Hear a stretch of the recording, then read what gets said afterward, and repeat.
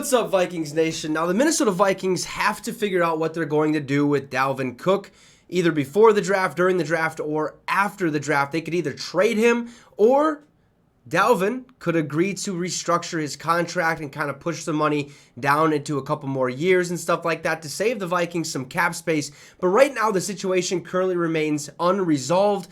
The most logical one would be trading him. However, if we find a way to make a deal work out with, or restructure a deal with him, that would be fantastic. I would love to have Dalvin on this team for at least one more season. I think some of you guys would also like that. But if we don't have Dalvin, we should be just fine with Alexander Madison, Kene Nwangwu, Ty Chandler. We have guys in the backfield that would, live up to the hype, if you will. So Dalvin Cook has been subject of these rumors, but the possibility of restructuring his contract might be more plausible because he has a very soft market out there. Not many teams are chomping at the bit to get Dalvin. Now, there's some teams out there that would love to have Dalvin Cook on their team, but it's still a very, very soft market. Now, Dalvin Cook's future with the Minnesota Vikings remains uncertain, and there's not a player on the roster outside of Kirk Cousins whose name has been speculated upon more than his. Okay, last week, Cook's agent said the 27-year-old will play with two healthy shoulders in 2023 for the first time since 2019.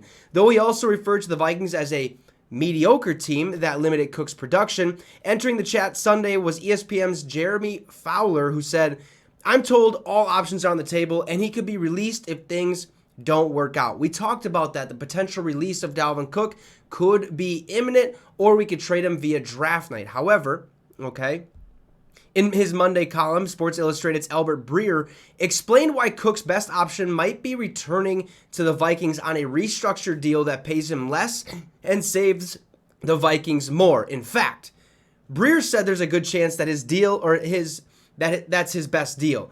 Cook could force the Vikings to cut him now, but at this point of the offseason, he'd do it knowing most other teams have made their plans at that position, spent their cap cash budgets, and are looking at a loaded class of backs in the draft. In other words, Cook takes what they want him to or risks hitting a very soft market, Breer wrote. Now, look, a soft market means there's a couple teams that would take it. Right, we talked about Miami. I'm not really sure if that would happen because Raheem Mostert's over there. They re-signed Jeff Wilson.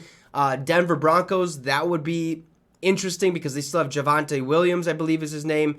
So if you add Dalvin Cook to that mix, his carries won't be, any more than they would be with the Vikings. I mean, the Buffalo Bills could take him and pair him with his brother James Cook in that backfield.